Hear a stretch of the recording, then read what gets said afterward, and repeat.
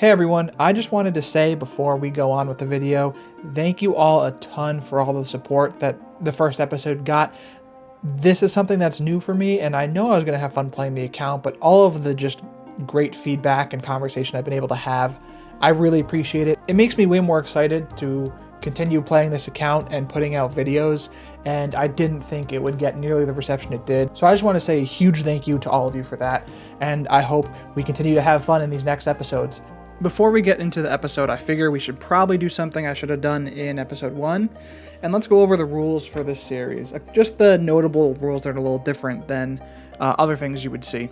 So, rule number 1, we kind of touched on it.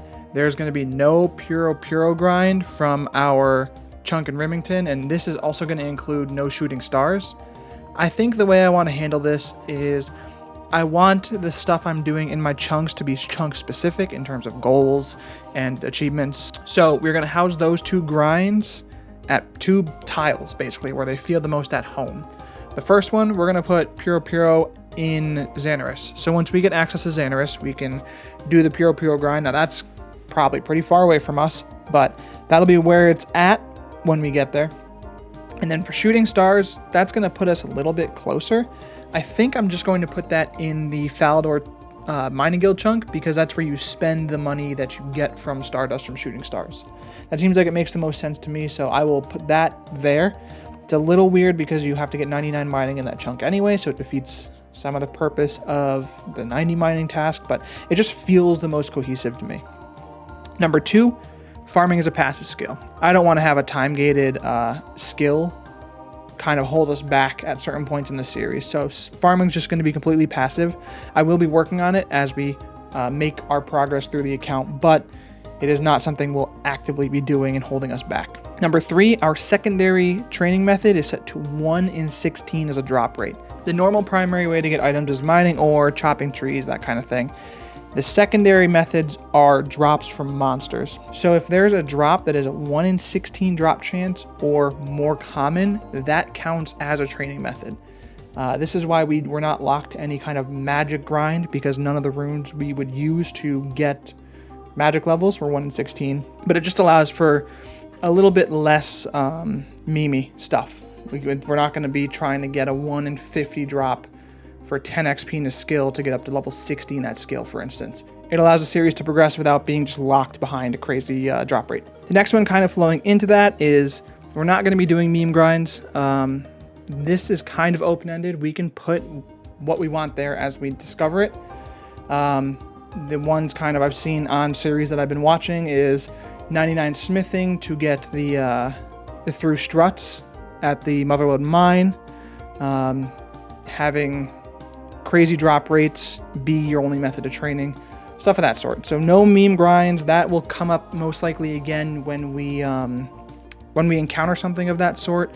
I'll also usually clear it with you all before I just declare something a meme grind, unless it's very obvious. And the 5th is I just want to say the hardcore status means nothing. It's just I was making an Ironman, so I figured why not make it a hardcore and just kind of see how long that lasts. But aside from maybe bookmarking like 1 season of the series, it does not mean much, and I don't think we'll have it for that long, quite honestly. So with all of those rules set and kind of established and understood, if you do have any questions, let me know. I know there's been some, I've been trying to answer them on the first episode, so I will happily be in the comments again answering other questions. And now we can jump into our thieving content. There's 30 thieving. I guess we're getting kind of close-ish. Not really. But we have, I think I calculated 4,000 something pickpockets total to get to 40 thieving. So we probably got about 2,500 left. There is 20 defense, which means we can now venture back into Fador and grab ourselves our next armor upgrade. Alright, let's grab ourselves a myth chain body for 1950 GP. Throw that bad boy on really quick. Nice. And then we will sell our black chain body back. So that we still have more than enough money for the Addy chain body when the time comes. We're just right now bouncing between getting food for thieving and then going to thieve and then getting food for thieving and then going to thieve. Eventually we'll maybe train on guards, but I feel like I'll hit 30 defense before I hit 40 thieving. All right, so I found where our mine runes are supposed to come from. That's my bad. We are going to be killing Anya and Hengel, who we've been pickpocketing from forever. We're not going to kill them until we get some mine runes. And that will be our source for casting Windstrike, which will be nice to be able to pull some of the rats for food. Oh no. I feel like I have to hang on to this, which is a pain, but we got a Ranar, so I guess -1 inventory slot. There's our mind runes. We are so back. So we are done with that hunt. Now we can not only do a chunk task that I thought we otherwise couldn't do. For a couple of casts, I can make it easier getting these bad boys over to us. So there's our chunk task done. We've casted Windstrike, and now we just let the food walk in. Well, here's a random level coming in. We are up to 10 cooking now. Our adventure of getting rat meat, cooking it, using that as our food for thieving, and just rinse and repeat has gotten us up to 10 cooking. So we now continue thieving. All right, this is going to get us to 3 magic, which is nice because it means that I no longer need to farm mind runes, which we've done 3 times now, to pull the rats into our chunk, because I just don't... Waiting for them has been a bit of a nuisance. Now we can use Curse, which we have a pretty decent amount of runes to do to get the rats over. And then if I really need more earth runes, I can try and get them off goblins, but hopefully we shouldn't need... Between the cast we have between these two, hopefully we shouldn't need to go rune farming anymore. We have hit the big random event. We don't have access to a bank. So as you can see, our inventory getting a little cluttered, but because of the Gravedigger random, we can deposit things into the bank, which is going to free up a lot of space. So we can deposit our emeralds, we can deposit our diamonds, we can deposit our Ranar weeds, the coins we're keeping, the fishing bait can go, the onion seeds can go, the bronze bolts, hopefully we'll have range training in the future, probably can go, unless we want to keep them. I don't know where the closest crossbow is, so we'll get rid of these. We're more likely to stumble upon a normal short bow.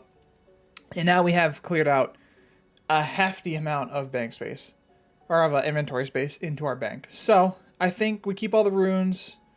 Those probably will come to be important. And the blue wizard's hat, sure. There we go. So now we're going to knock out this event, but thank goodness we came along with this, because we were getting a little stretched thin on inventory space.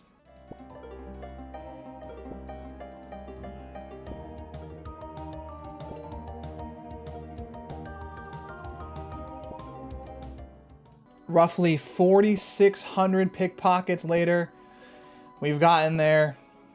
We are at 40 thieving. We can now pickpocket from city guards, which is one of our... probably the biggest time investment we had for a task. Now, I have not yet gotten myself to... Oh, there's the first time I've seen the crop circle.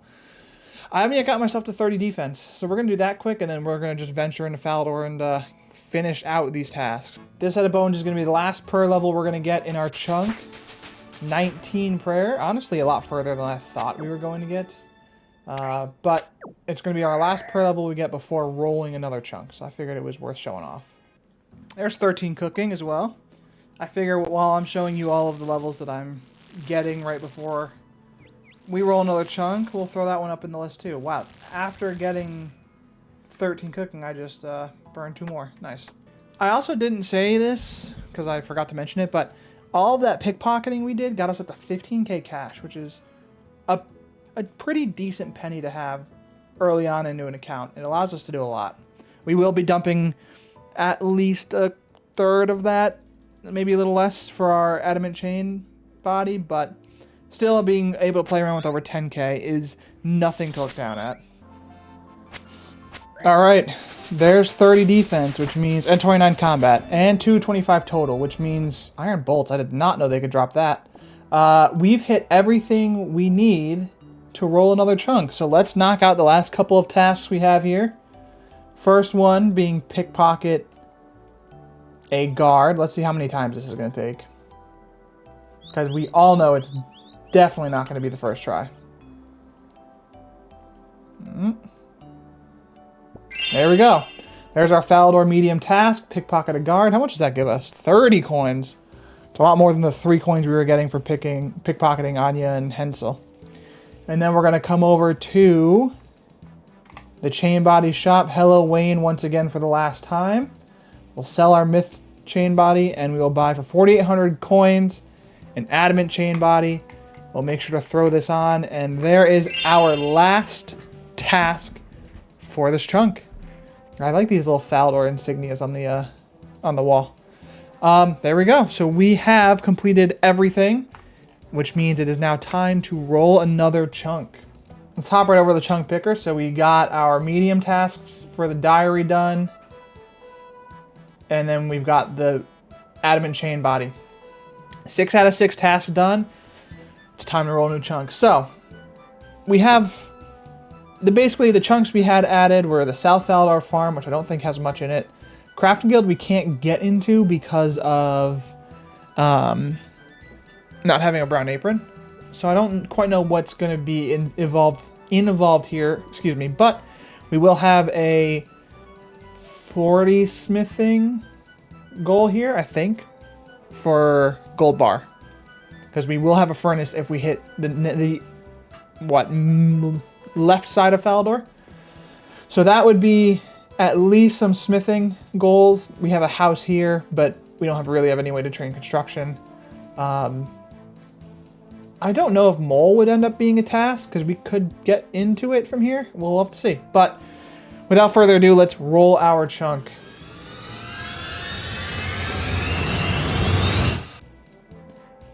We are getting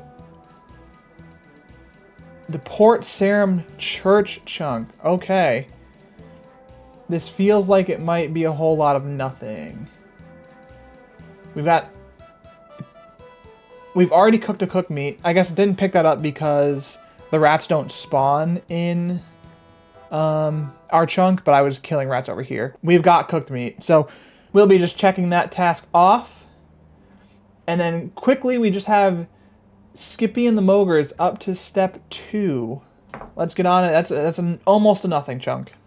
We will just need to... Hello, Stiff Dingle. We'll need to grab a bucket. We'll need to use the bucket on the well to get ourselves a bucket of water. And now we'll need to find Skippy, who I assume is down there. Let's unlock our chunk. And as we walk through this little bit of chunk, we do get an altar, which is good. I haven't been using any of my prayers because we don't have access to an altar. So we have that now. We do get... what's his name? Thurgo. Thurgo's here. We have Thurgo's anvil, but I'm almost positive he doesn't let you do anything.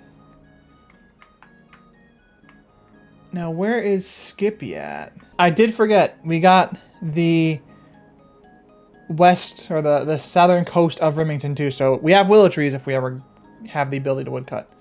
Alright, Skippy, what's going on here?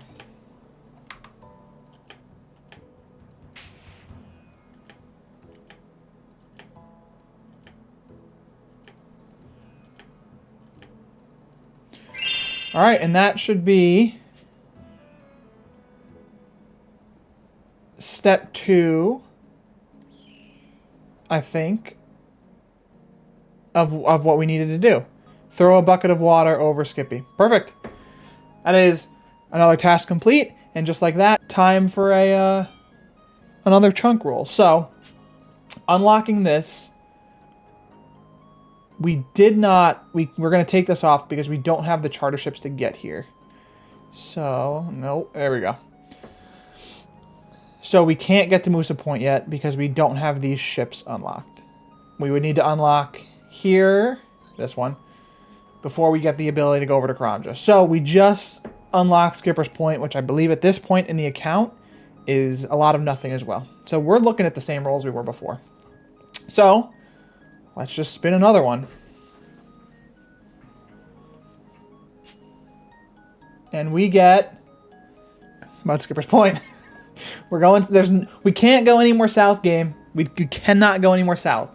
So you gotta make up your mind. You gotta send us somewhere else. It gave us no tasks. Let's go check out the chunk quick for anyone who doesn't know what this is. So our new chunk here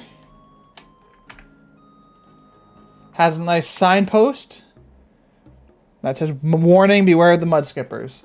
You can use, I should know this because I just did this on the main. Fishing explosives, I think. This is crazy music. Mudskipper medley is insane.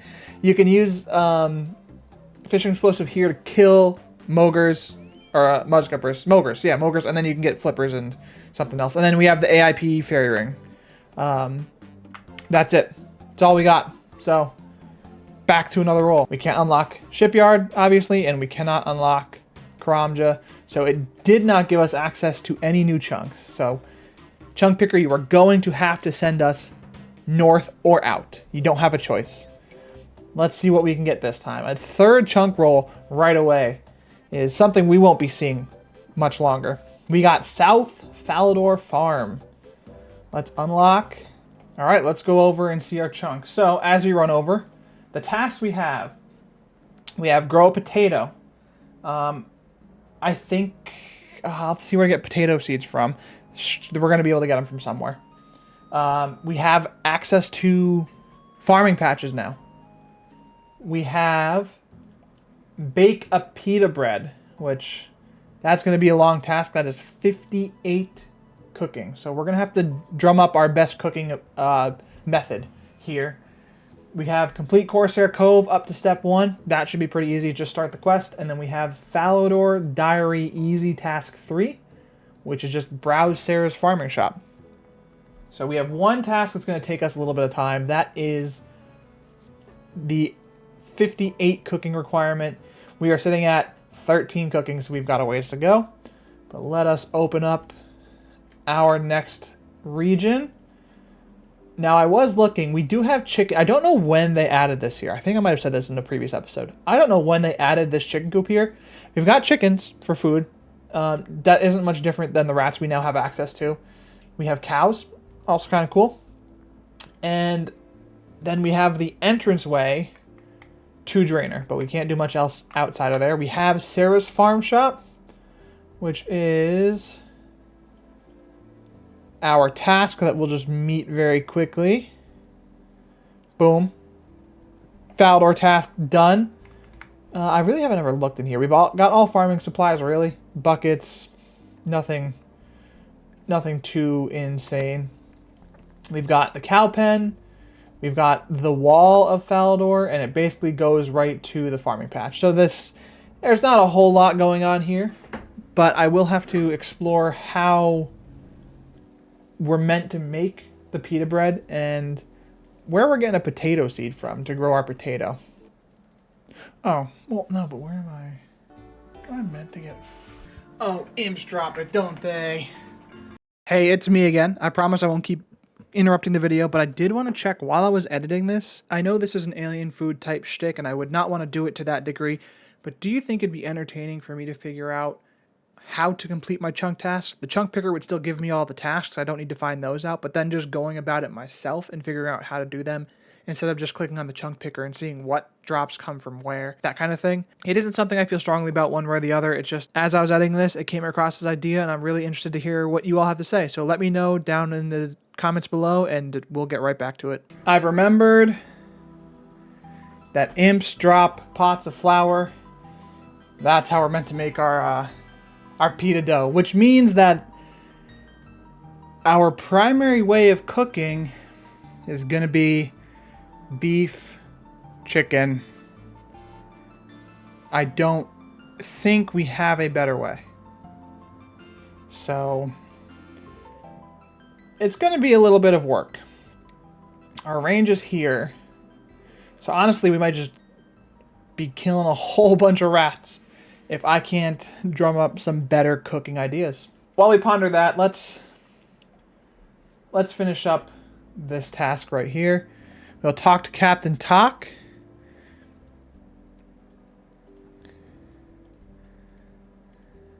And we will start the Corsair Curse. Alright, and we have started the Corsair Curse.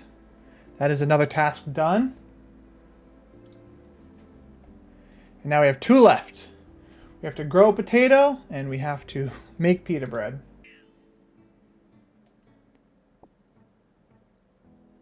That felt like a cruel joke.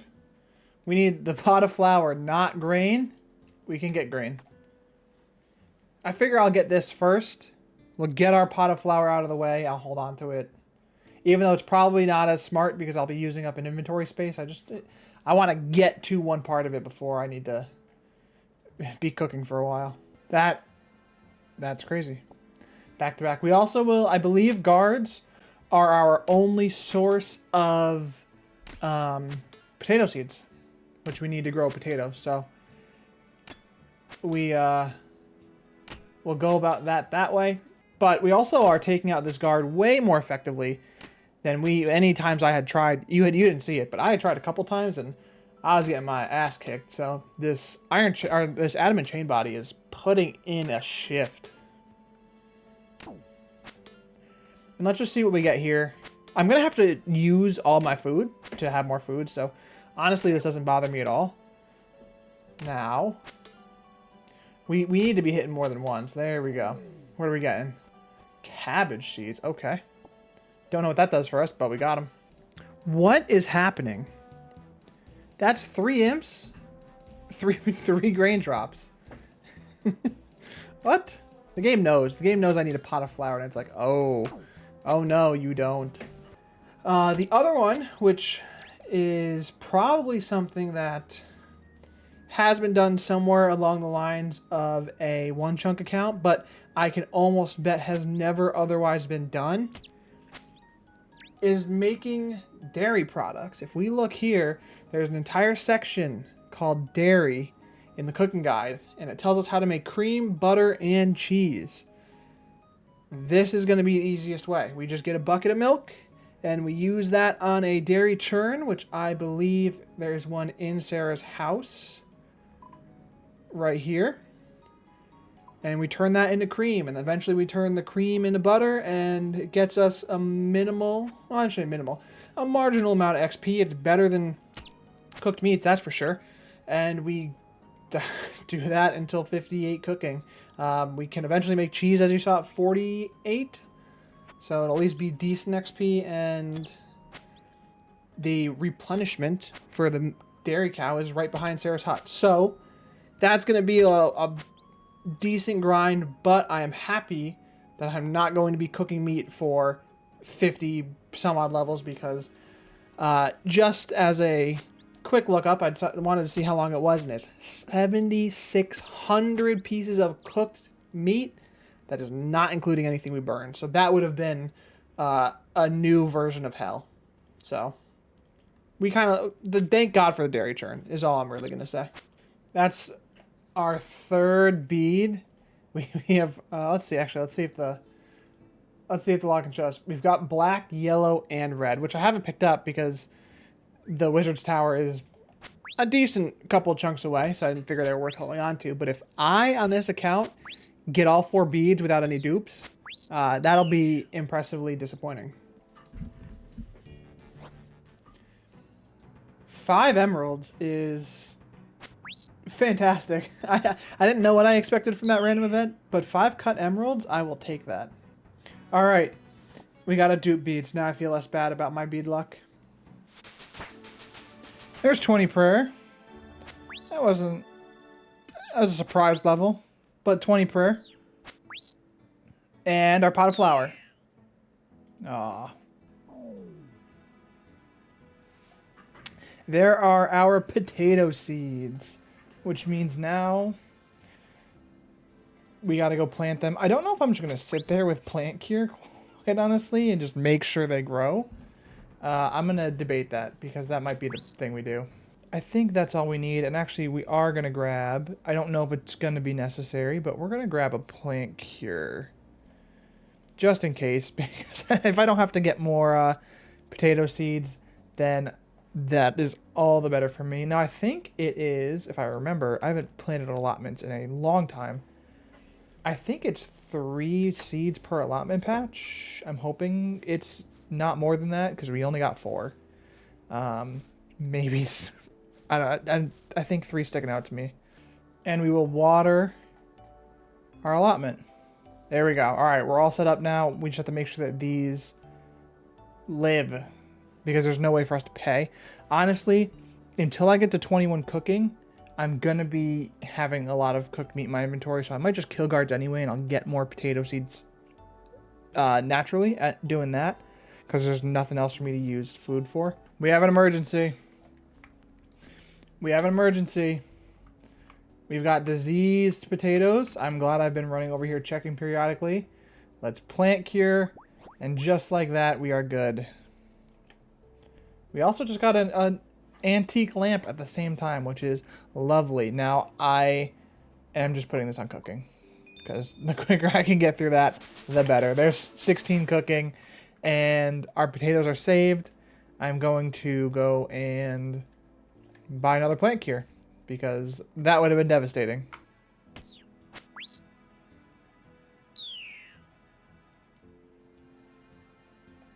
That would have been so tragic if that was the pot of flour, but it wasn't. We are just not getting it. It's a 1 in 64, which I've checked multiple times. We're currently at over double rate, so we'll see it eventually, hopefully. All right, our potatoes are officially done, and there is our chunk task for harvesting a potato. Now, we can also see how many we get here. We got 5, which, you know what, isn't too bad. We can make 5 stews with that, which is A-okay with me. But let's work our way over to more cooking XP now that we've finished our another chunk task. There's our pot of flour. We got there. Not that it's going to be useful immediately at all, but I didn't want to have to do that after getting 58 cooking, so I decided to do it before. It took us 141 imps on a 1 in 64 drop rate. Not terrible, but killing imps is always a displeasure, as most people who have done Ironman that have done imp catcher know. But we're there. So now really our only goal is to get to 21 cooking so that we can get to 58 cooking. So we're at 16 now. We'll hit 30 strength soon. We'll go to 30 attack, and we'll just do combat from there. Now I can move over to rats, probably. Will be what I'll do, but I'll see you probably at 21 cooking. Actually, I'll see you at 30 strength. There's 30 strength. So now we're going to switch over to attack and work on 30 attack. I figured this was going to come, but we got our first medium clue from guards. They're kind of a popular thing to kill for medium clues. I doubt we're going to be able to do anything with this, but let's see. Cast Wars lobby. We are ages away.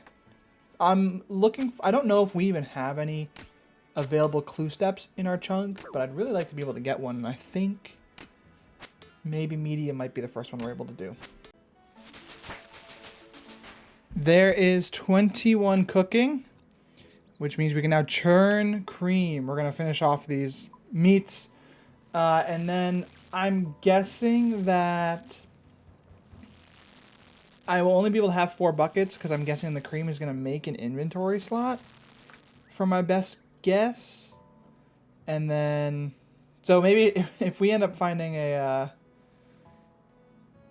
another grave digger event, that would be lovely. But until then, I guess we just get an empty bucket. I'm dumb. They're right there.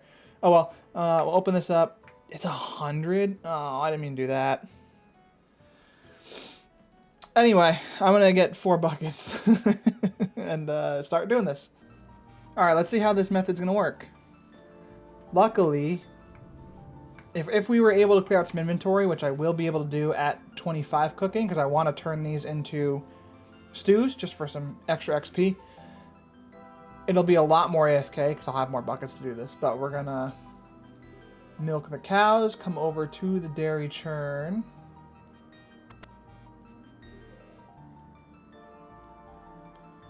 And we'll just make some cream. Oh wow, this takes a long time. And it's 18 XP per, so it's nothing great.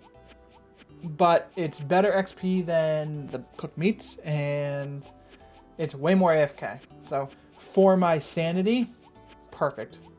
We can do that. I can maybe edit and get out the first episode while doing this. There's our first level churning butter of many. I forgot to show you the first one. Didn't take a terribly long amount of time, but definitely wasn't fast. So one of the funniest things about this method is that the milking the dairy cow is an animation stall. So if I click right when we start milking the last cow, now, the animation stall makes it so that by the time I finish milking, I'm already at the churn. I don't know. It's entertaining. The entertaining things you gotta find here. There is 25 cooking, which is great because now we can get some more inventory space. So we're going to run down to the general store, buy 5 bowls, fill them up with water, put the potatoes in, get cooked meat, make them stews, and then I'll probably just fight something to make use of them. Maybe I'll just sell the stews. I don't know. But we're going to go do that. That's going to be like 500-ish cooking XP, which is a healthy chunk. I wish I could get more potatoes easily because stews would definitely be our best training method that way. All right, let's see. Can you burn stew? Is that an option? Yes, you can. There we go. Burn stew. That's gross. And wow. I mean, I know we just got the level for stew, but we actually only got 200 XP from that. So maybe it wasn't worth it. Burnt stew looks disgusting. Anyway. Now we have more inventory space. Was the whole goal to get that XP and to get more inventory space. So I'm just going to sell those. I am going to have to, unfortunately, sell or drop these, which I accidentally bought, because now we now have an even amount of inventory spaces again, which we need when we make cream. So we're going to have 7, I believe. Yeah, we'll do 7. So we have 14 inventory spots available now, excuse me, and 7 free spots for the cream. So we have almost doubled the amount that we're making per trip with the cream. And now we go back. There's 30 cooking on our adventure to churning all of the available milk into cream. We have got another Gravedigger random event, so we get to deposit more things, which is good because it just means we can do more churning. I don't quite know what I all want to deposit here. I think the runes are important to keep. The money obviously we're keeping. The gems can go. I don't think I'm getting to a place where I'm gonna need these. Maybe I just get rid of all the runes. And we'll just make sure there's no way we avoid a bank for too much longer. So we're just gonna get rid of all the runes. We're gonna put the hat away. The clues, we could get unlucky, but I'm gonna bank on us not getting unlucky and getting to a bank soon before we get to those steps, which are pretty close. One of them I think is on the same bank square. So we have freed up a whole lot of inventory space again, which should just make the grind we've been doing just a little bit better. That is 38 cooking, which is big because now we can churn butter. So this is apparently going to be over double the XP we were earning with cream. I want to verify because the wiki was wrong on how much cream was when looking under butter. No. Okay. What? Oh, okay. I see how it is. So you get 18 XP from churning the cream, and then you churn the cream into butter for 22 more XP, resulting in 40. Okay. That makes sense. It is still one more AFK time, but it also is effectively doubling the XP we get per bucket of milk. So 38 cooking is actually pretty big for us. It's pretty nice. Hopefully, I mean, it's just going to make things a lot more AFK. The time save isn't as big as I thought it would be. I thought you might just go straight to butter for 40 XP per. But the wiki's right. I just read it wrong. And we at least unlocked more XP. It does look like you can go straight from a bucket of milk to butter. But I think they've built in where it takes the same amount of time as opposed to making cream and then turning it into butter. Because this takes a while. But you know what? It means more AFK time, which is fine while I'm doing editing on the first episode. But it is not nearly the time save I thought it was going to be. Oh well. We're at least gonna, so you can do it right away and get 40 XP. So it's more XP per hour, but not double because it takes longer to process. Still, I'm happy. That's progress. You thought you were going to be able to get away from your once per episode math lesson, didn't you? Well, not on my watch. We're breaking down the math of dairy churning. So let's jump into it quick. Currently, we're making butter. Each trip takes about 3 minutes and 45 seconds. We're getting 13 butter, 40 XP each, so we're getting about 520 XP per inventory. We can make about 16 trips in an hour, so that's putting us at about 8.3k XP per hour. Currently at level 38, we have 30k XP an hour, and to get to level 48, we need 83k XP, and that's when we can make cheese. So that means divide the 53k XP we need by the 8.3k per hour. It's going to take us just under 6.5 hours to go from 38 to 48. And at that point, when we're making cheese takes about an extra minute to make. So our trips are going to be 4 minutes and 45 seconds. Still making 13 cheese, 64 XP each. That's going to net us 832 XP per inventory. Since the trips are slower, we're only going to be able to knock out about 12.5 trips per hour, maybe a little more than that, averaged. So that's going to put us at about 10.4k XP per hour for cheese. Since at level 48, we will have 83k XP. We'll need to get to 224k XP for level 58 to make our pita bread. That means we're going to need 141,400 XP.